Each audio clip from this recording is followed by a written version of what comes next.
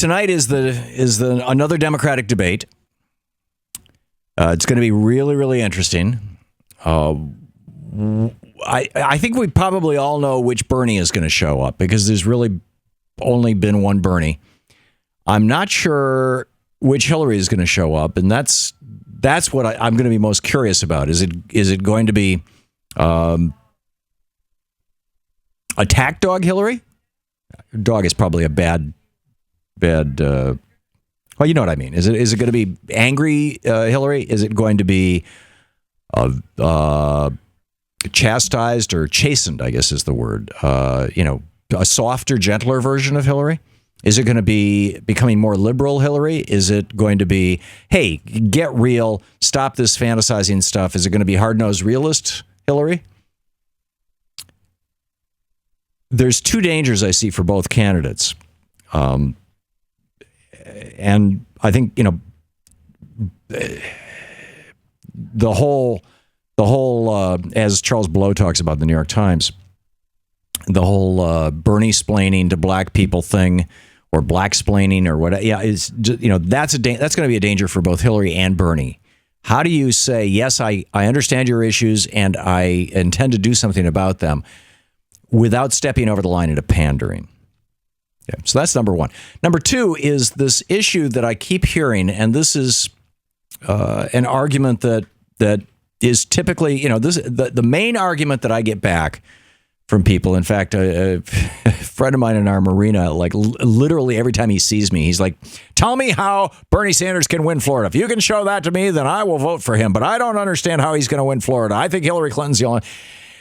And it's that Bernie Sanders is George McGovern, 1972, who won only one state, Massachusetts. And my recollection is that his principal issue was the war in Vietnam. And that Richard Nixon came in and said, hey, I've got this secret plan to end the war in Vietnam. And if you don't believe me, just ask the South Vietnamese. And they said, yep, he does. And we're working on it. We're making progress. And that was, McGovern had nothing left. But there's a huge difference between 1972 and now. In 1972, all the young people, I was 21 years old in 1972. We all knew the Vietnam War was raging. We all knew that our government was out to kill us and that our government had lied to us. Young people knew that. But people of my father's generation, people who are now my age, people in their 40s, 50s, 60s, and older, back in 1972, they did not feel like they'd been screwed. My dad he was working at Lansing Tool and Die. He had a good job. He had a good pay. His house was more than half paid off in 72. He was able to buy a new car every 2 years. I mean, this is, working in a tool and die shop. He had a pension.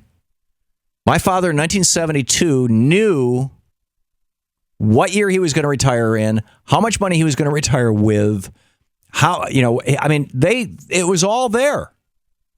He was totally secure. And for that matter, even young people, while young women were pretty upset about young men getting drafted and being sent off to Vietnam, young men were all, very upset about it. But now it's like, the equivalent of the draft is college debt.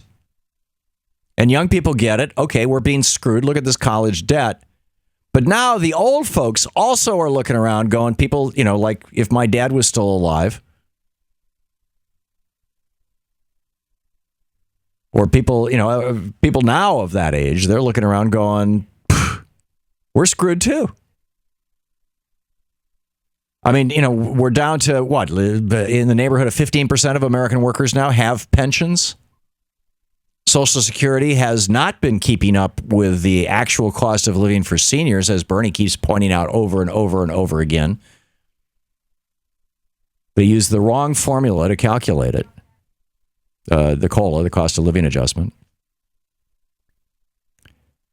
Social Security is not, People nearing retirement age get it that they've been screwed. People who are and the parents of anybody who's been to college.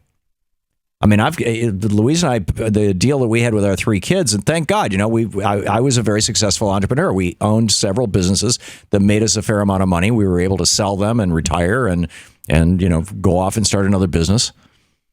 And so our deal with our 3 kids was, we'll pay for your first 4 years of college, but after that, you're on your own. All 3 of our kids went on to graduate school, and all 3 of them are sitting on huge amounts of student debt. That's crazy. I didn't have to face that, but not only that, I had to co-sign most of that student debt because kids don't have credit. So now, if my kid's student debt goes down in flames, my retirement goes down in flames. And half of my friends, half of the people that I know who are my age, who had kids when Louise and I had kids, 30 years ago, and their kids are now, loaded up with student loan debt. I mean, I don't want to name names or anything, but one of our closest friends, a couple from Vermont, they mortgaged their home to put their kids through college.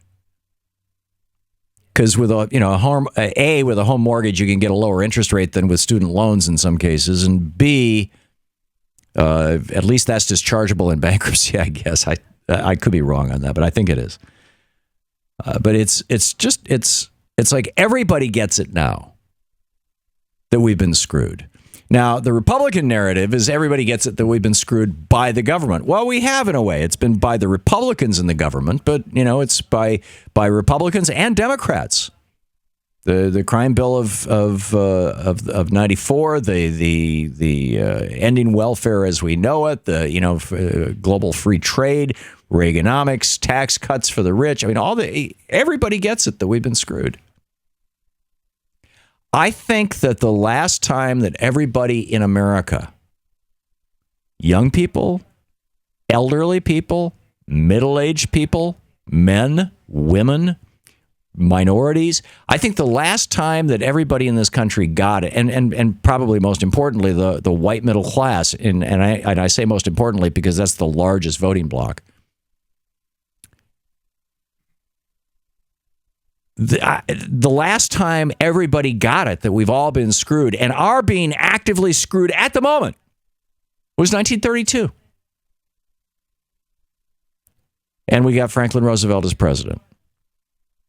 And that's why I think that if George McGovern were running for re-election right now on an economic justice economic / justice / environmental / education / infrastructure platform like Bernie is, I think he would win. So it's like this whole, if you put a real leftist on the ticket, and George McGovern was not all that left. I mean, he was very much an establishment Democrat, but he was a reasonably good progressive. But this narrative that, if you put a real progressive, a real leftist on the ticket, that you're going to have a George McGovern year, that's nonsense. This is not 1972. This is the crash to 2016 year. Have you looked at the Dow today? I mean, and people are looking at that and they're going, these 401ks that Ronald Reagan came up with for us and IRAs, not looking so good right now. This is the Thom Hartmann Program. This is a moment of revolutionary change, and into that moment steps Bernie Sanders, in my opinion. To watch more clips from our programs, hit the Watch More Videos button over here, and please be sure to hit the handy-dandy subscribe button so you'll always be up to date. Tag, you're it.